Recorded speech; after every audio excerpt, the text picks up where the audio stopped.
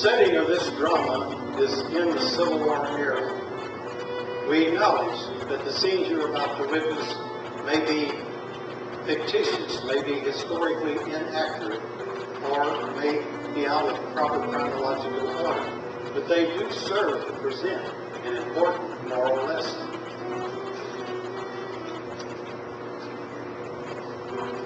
A storm of applause erupted for the man who had served as governor of Massachusetts, ambassador to England, secretary of state, and senator of the United States. As the highly respected Honorable Edward Everett completed a lengthy address and took his seat. Then a tall, gaunt figure detached itself from the group on the platform, moved slowly across the open space, and stood facing the audience. A stir and a whisper rushed over the field of humanity, as if a breeze had rippled a bed of columns. This was the President of the United States. A quivering silence settled down, and every eye was wide to watch this strange and disappointing appearance. Every ear alert to catch the first sound of his voice. Suddenly the voice came in a squeaky falsetto. The effect on the audience was unmistakable, ghastly. After Everett's deep tones, after the strain of anticipation, this high-end sound from the towering body was too much for the American crowd's sense of humor, always stronger than its sense of reverence. A suppressed but audible titter caught the throng, ran through it, and was gone. Yet no one who saw the President's face could doubt that he had heard it and had understood.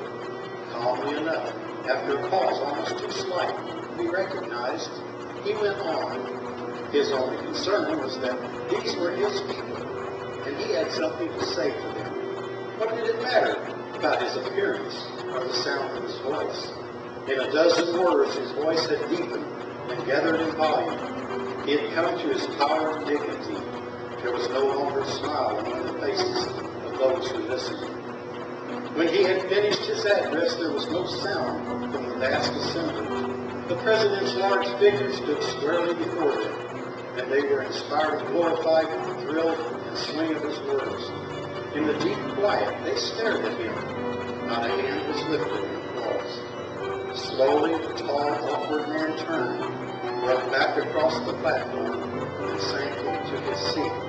As he had feared, his speech had been a failure. We now join Mr. Lincoln in his study at the White House the day following his speech at Gettysburg.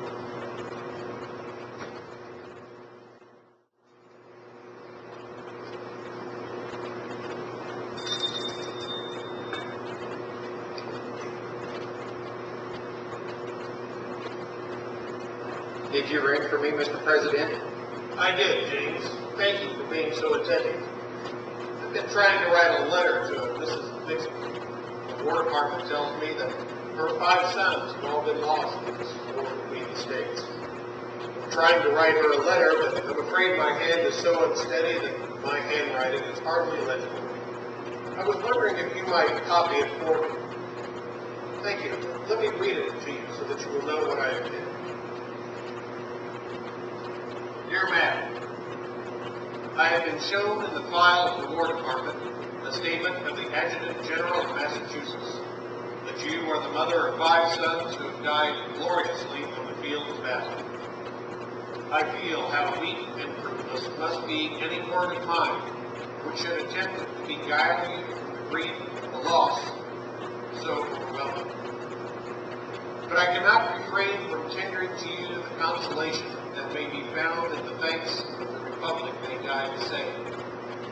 I pray that our Heavenly Father may assuage the anguish of your bereavement and leave you the cherished memory of the loved and lost and the solemn pride that must be yours who have laid so costly a sacrifice on the altar of freedom. Yours very sincerely and respectfully, I'll sign it later. Yes, sir. Yes, sir. Man, you have an appointment? An engagement with a lady, perhaps? No, sir. Well, not with a lady, but I do have an appointment. You see, I must be at a lodge. a Masonic lodge to take my second degree this evening. It's at the Alexandria Lodge in Virginia. I'm sure I can take it later. By all means, you must take it tonight. This letter can wait until tomorrow. How soon must you be there? By 7 o'clock, but I must change it to my suit. Well, there's still some time. Perhaps you could spend some time with me and talk for a moment? Certainly, sir. I'm interested in this decision of yours. Why do you desire to join Masonry? Please take a seat.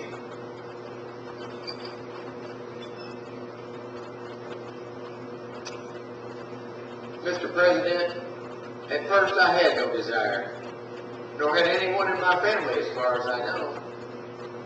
I also heard it was some kind of society with strange signs and weird initiations. I had never been approached by anyone to join the organization. Some months ago, I started to spend some time dropping in at the Army Hospital on the grounds of the White House. Those wounded soldiers, both Union and Confederate, sure seemed to welcome a word of encouragement. Many were mortally wounded. I grieve for them. This war between the states, how many more young men from the North and the South will never live to see manhood? But please, continue. I met a young Confederate who told me of being wounded. He said he would have certainly died on the field of battle had it not been for two Masonic brothers, two Union soldiers. He was so full of the great teachings of Masonry. He told me that even in the great conflict, even on the field of battle, Masonry was a house undivided.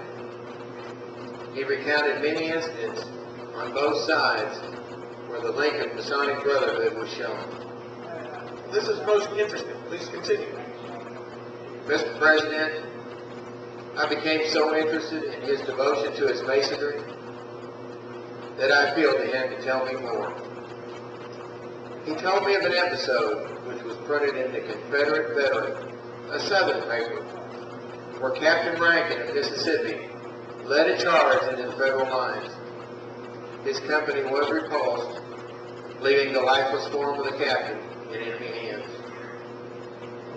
The Confederates fell back, and they reformed their lines. That evening, the voice of song was heard from within the Federal lines. It was a Masonic funeral song. That song sparked a sympathetic response in the breast of every Mason in the Confederate lines. They, too, joined in song and sang with their brothers in blue, knowing that a brother Mason was filling a bloody grave. That service proved to be the burial of Captain Rankin with Masonic honors. Soon after the funeral service was over, the Federals, under a flag of truce, sent the belongings of Captain Rankin, including his sword, his watch, and his spurs, with a fraternal request that a special committee be formed to carry these valuables to his family. Mr. Lincoln, I was so impressed with the many stories of Masonry and the true brotherhood that was being shown on both sides during the war that I immediately made application to the nearest lodge and was accepted. I am not a Mason, but many of my friends are, and I know many of the men that preceded me in this high office were Masons, as well as were many of the founders of this great country. Yes, that is true. About 1/3 of the signers of the Constitution and a goodly number of the signers of the Declaration of Independence were members. I revere those men and wish someday to become a member. When I was called to this office, I decided not to submit my application for fear my motives might be misconstrued. Well, Godspeed you on your way to what I am sure will be a great experience. Mr. President, thank you. Sir, the evening papers are in your office. The account of your address at Gettysburg is in the paper. We'll manage not to talk about my speech, Mr. Smart. This is not the first time that I've felt that to preserve my dignity, I should not attempt public speaking. Now, you go on your way and keep your appointment while I finish working here. I may walk about the grounds later.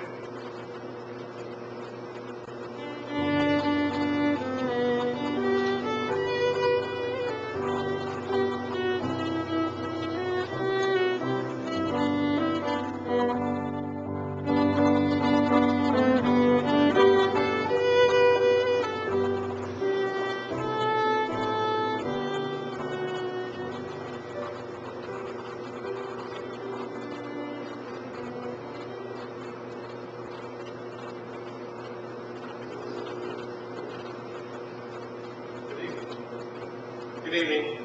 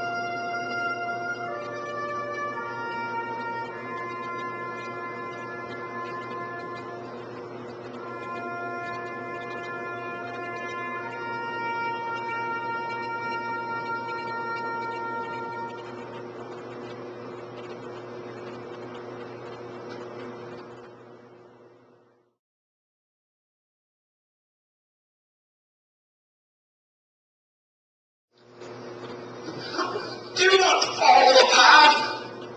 Can the gentleman from the south walk through here Young man, I'm afraid the fellow that's interfering with you and your walking is down inside you. There, that's better. Now tell me, what's wrong with this world? Perhaps I might be able to help straighten it out. Wrong! Wrong! Everything's wrong! This awful president and his gang of Yankee killers! Gang of madmen who ravages blood on our Southland! That's it. Get it all out. Get it off your chest. You'll feel better. I want a lawyer. I don't know where to find a lawyer in this horrible city, but I must. I can't wait. I need to find a lawyer now. I may already be too late. What do you want with a lawyer? I want him to draw a will. My brother is. They say he's dying. I don't believe it. He can't be dying. But I see you. Where is your brother now? he's in that hospital tent over there. He's a captain in our army, in the Confederate army. He is seriously wounded. Well, perhaps I might be able to help you out. I used to practice law in a small way myself, and I would be happy to help draw the will up for you. Please, come. Don't waste your time talking. Why didn't you say so before? We can pay you. We're not paupers. My brother is part of Captain Blair of Georgia. I am Warrington Blair. Captain Portland, you know. Oh, Be all right if Ellie hadn't left Washington today. My sister, Miss Eleanor Hampton Blair. She's secretary to Senator Wilmington, you know. He's on the Yankee side. Yet he's our cousin. So when she was offered the position of secretary, she took it in spite of Carter and me. If Ellie had been here, she would know how to get a lawyer. Carter took a bad turn this morning. He took a bad turn this afternoon. Carter took a bad turn about an hour ago, and the doctor said he might die any minute. So I jumped up, and I rushed out, and I said I would get a lawyer, and then you were the first person that I ran into. I'm sorry. I must apologize. And it's awfully good of you to come with me. You shan't lose anything by it. Ellie has some jewels, you see, and I have some sorts of, something of It's very expensive to draw a will. No. In fact, it's the least costly thing a man can do. Oh, well, I'm awfully glad of that. For of course, Carter wants to leave as much as he can. You see, that's what the will is all about. Carter is engaged to marry Miss Sally Maxfield. And they'd be all married already if he hadn't have been wounded and taken prisoner. Well, like any good gentleman who's engaged to be married, he wants to leave her everything he has. Hampton Court has to come to me after Carter, but there's some money. Quite a lot. Only, if he doesn't draw a will, it won't. It will come to Elliot and me if anything should happen to Carter. So, you're worried for fear that you'll inherit some money? But of course, it would be a shame if it came to Elliot and me, for we could never make Sally take it. We don't need it. I can look after Elliot. Please come, I can get you through all right. They all know me now.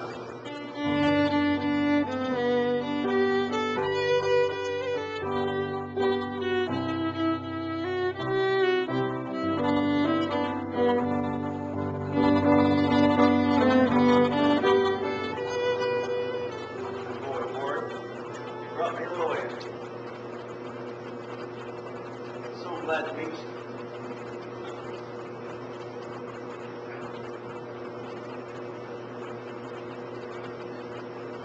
That would not carry you too far. You better get to work before one of them little breezes carries me too far. There's a Kennedy gold table over there, mister. My brother didn't tell me your name, sir. Your brother and I met informally. The name is Lincoln. That's a fine name from your standpoint. I take it you are a northerner. I am on that side of the fence. You may call me a Yankee if you like. There's something about you, Mr. Lincoln, that makes me wish to call you, if I may, a friend. Shake hands. Friend it is. By the way, sir, are you a Mason? No, I'm not, but many of my friends are Masons. In fact, just this afternoon, I was talking to a young man who's taking his second degree this very night. Carter, I think the young man is on the business here. Mr. Smart, I think his name is, talking to you about masonry. Young man, you may be interested to know that Mr. Spurgeon and I were discussing masonry this afternoon, including my desire to one day become a member myself. I have an application at the lodge where I live. One day when I return home, I might submit it, and we'll see what happens. This is a coincidence. He was most interested in telling about how Masonry played so great a part in this terrible conflict, how men on both sides, enemies, still perform many Masonic acts of true brotherhood. I tried a little bit. Boy, you heard me tell Mr. Smart of how Masonry played a great part in this terrible war. Be a good lad and tell Mr. Lincoln about one that impressed you. I'll tell. One that you would not tell yourself. Boy, I don't want you to tell that one. Yes, please, I would like to hear it. Carter, I want to tell it. All right, if you must, but Remember, I was only one of the many Masonic women that was given aid on both sides of the conflict. Go ahead, young man. Carter was involved in a bitter skirmish. After he was wounded, he lay in a ditch for several hours. As darkness fell, he heard two Union soldiers approaching. In his pain, he crowed, gave some kind of a Masonic sign. Soldiers, upon seeing the sign, greeted him as a Masonic brother, and they carried him, a Confederate soldier, to their hospital tent for aid, not as an enemy, but as a wounded Masonic brother. Due to the severity of his injuries, they transported him to this here hospital. Thank you, young man. Carter, we need to finish this will. Mr. Lincoln is a very busy man. yes, we must do the bill. Now we'll fix this will business, Captain Blair. When your mind and ease about your estate, you'll be able to rest easier and get well faster.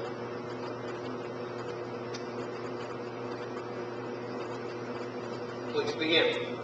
I, Carter Hampton Blair, being of sound mind, do hereby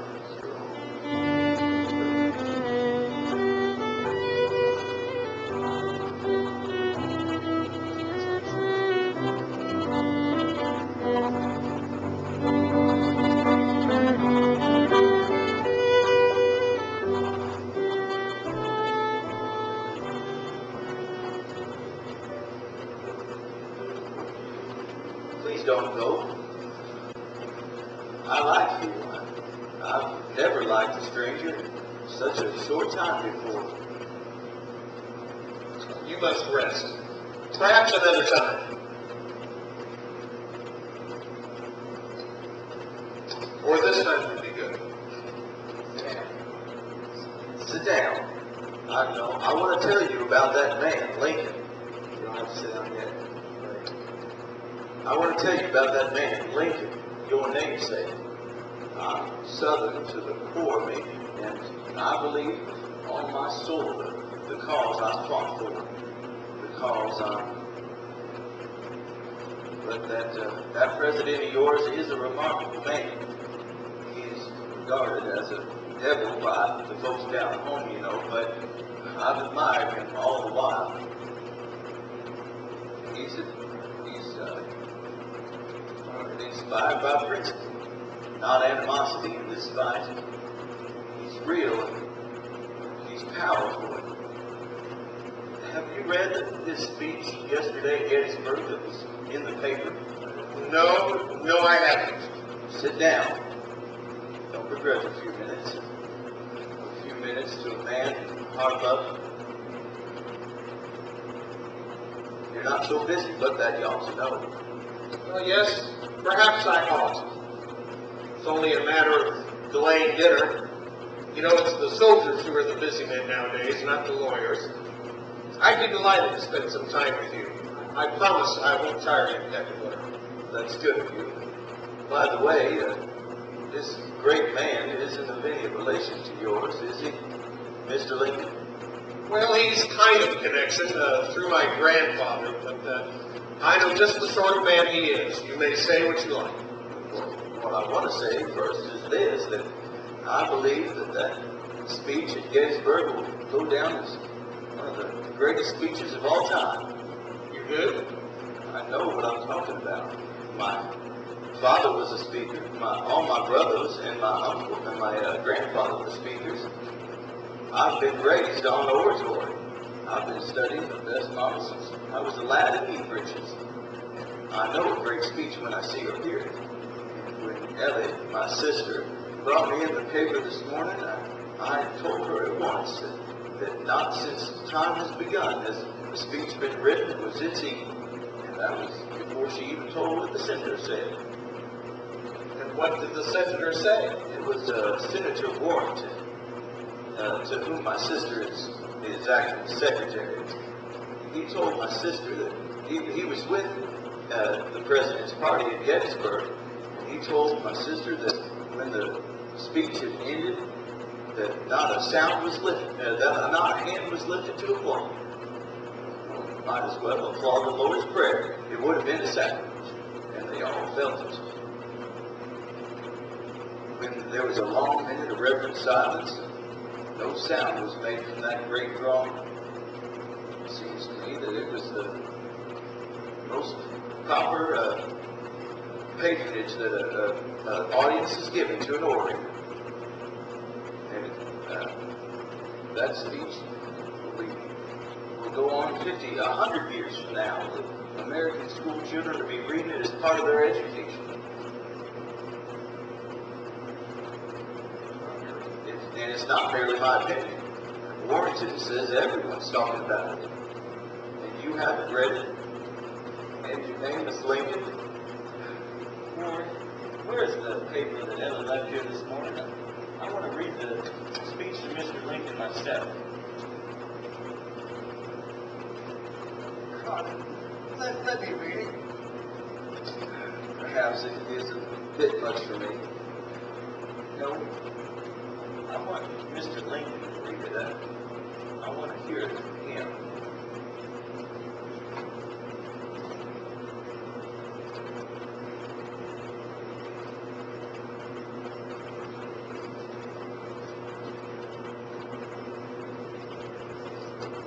Fourscore 7 years ago, our fathers brought forth on this continent a new nation,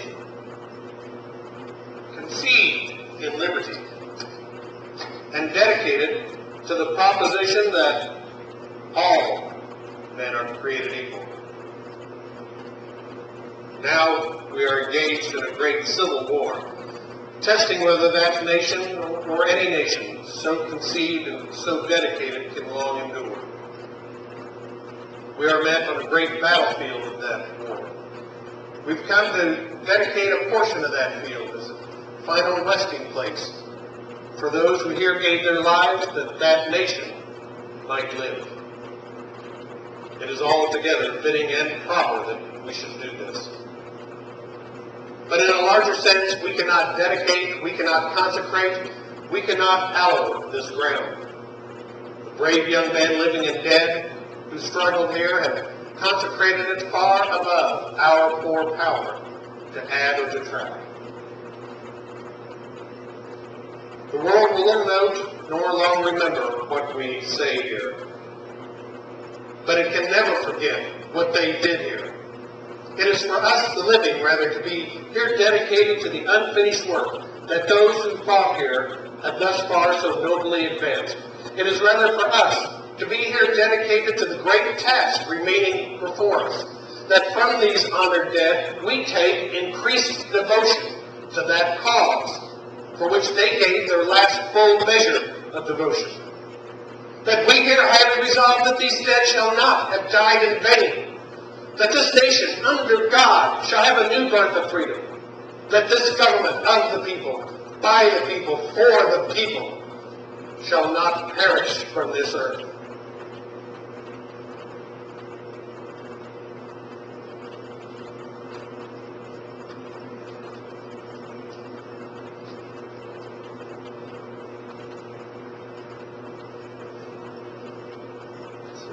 Wonderful speech. Those are beautiful, broad words. Oh, how the tragedies of this war would be greatly lessened if those sentiments, together with the spirit of my Masonic teachings, could be breathed into all mankind. I see through Confederate eyes, but I also see through the eyes of the Mason. I admire those words. Only a great man can be partisan without malice, can be charitable without pity. Such a man and leader compels a person to say, I am not a Southerner nor a Northerner, but an American. The bitterness of this fight has faded from me. I have only loved country, love humanity. I hope that one day all men will be united in a worldwide brotherhood. I'd like to put my hand in yours, Mr. President.